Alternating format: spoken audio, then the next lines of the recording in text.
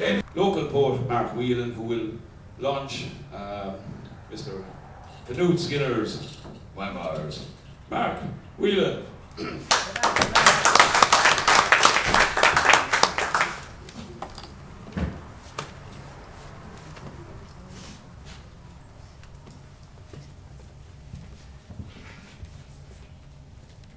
I'll keep this brief.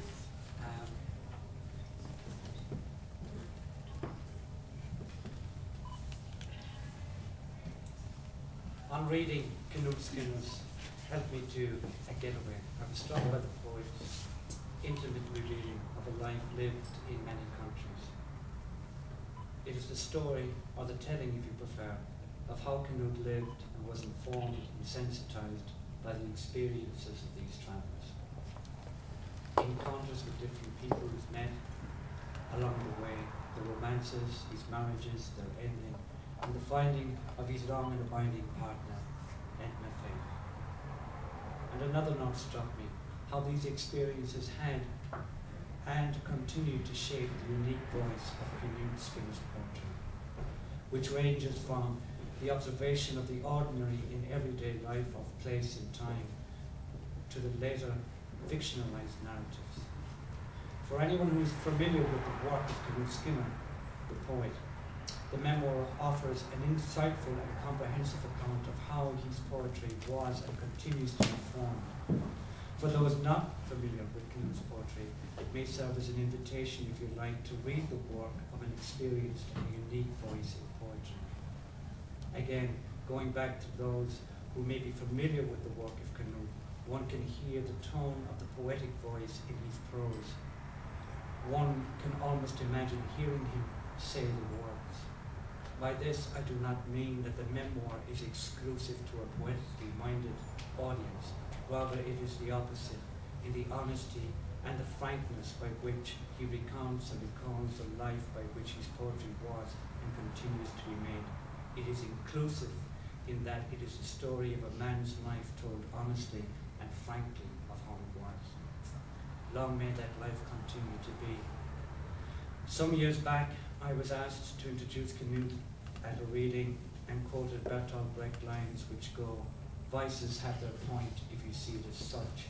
Stick to two because one is too much."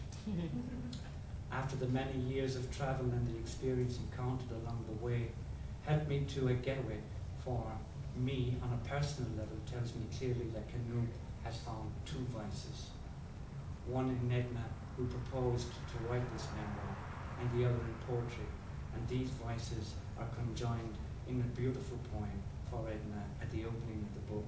It's titled The Window Seat. This memoir accounts and recounts the story of a life and lives and the love that has endured with Edna Faye and is dedicated to his sons Dustin and Morgan. One might say it begins at the end, and this end is always a beginning. Ladies and gentlemen, Knut Skinner, whom I hope will read for you The Window Seat.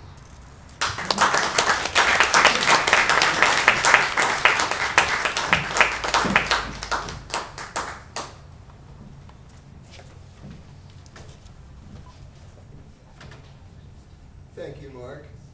Am I close enough to the mic? Yeah.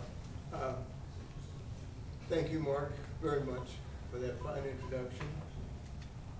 And thank you, Tom, for introducing me in a preliminary way. And my thanks also to Jesse Lendenny for producing another fine book for me. I also want to thank Edna Faye, whom you've just heard about. Without her, I would not have written this book. It was her idea. She suggested that I write the book. I resisted. She suggested it again. I resisted. She suggested it again. It's really very hard to resist Edna Faye. At any rate, I finally wrote the book. I think before beginning reading, I just want to say a brief word about a friend of many of ours, Kieran O'Driscoll, and just recognize the sadness in his life right now. as many of you know, his mother having passed away. It would have been my hope that he would be here tonight, but of course, he and others are there, or somewhere else.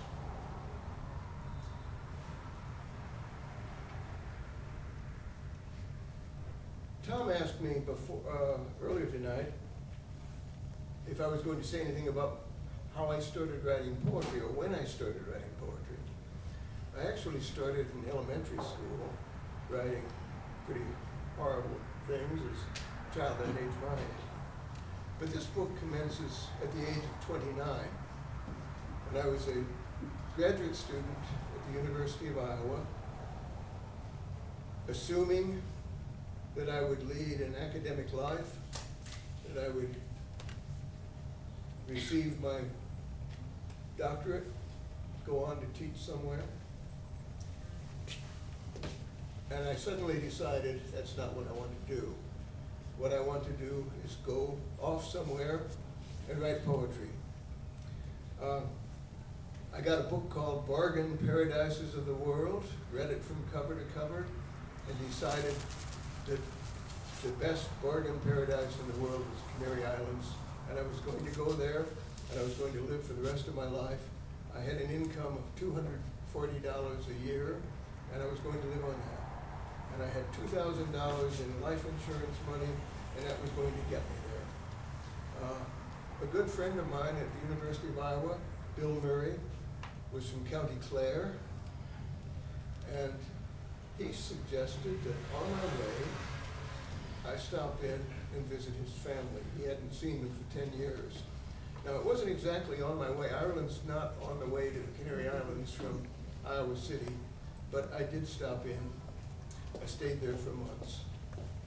I went on to see my mother's family in Copenhagen, stayed there for 6 weeks, went to London, stayed there for a long time off and on, went to France, went to Italy, did go to Spain, the mainland, and also the Canary Islands. And for 2 years, I followed this moving path, looking for a place to live. And as I went along, trying my hand at writing, so this book chronicles those 2 years. Poem, The Window Seat, and so I will do that. I almost forgot, but I just remembered it, and so I'll wind up with this.